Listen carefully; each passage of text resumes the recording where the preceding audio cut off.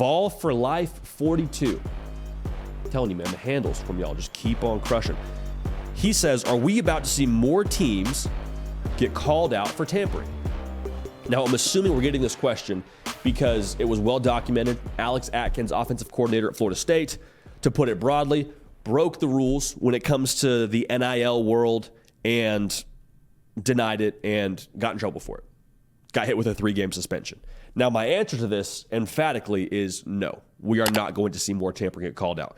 And the reason why is because tampering right now, we all understand this, it's rampant.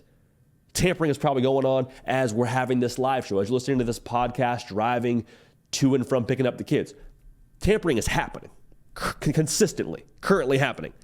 But the only people that can call it out are those that are closely involved.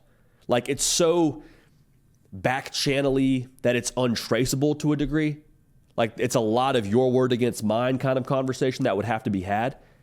So to call it out, you would need people that are closely involved to say, hey, over here, they're tampering.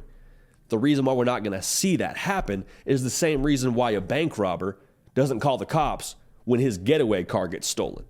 We're all guilty. We're all guilty to some extent here. So when it comes to tampering, yes, it's existing. Yes, it's probably going to keep existing until something drastic happens on the consequence side of things. Like, think about it this way. Everyone copies the homework. We all know that. Everyone's guilty of copying the homework. But when does copying the homework start to dial back a little bit? When someone gets expelled.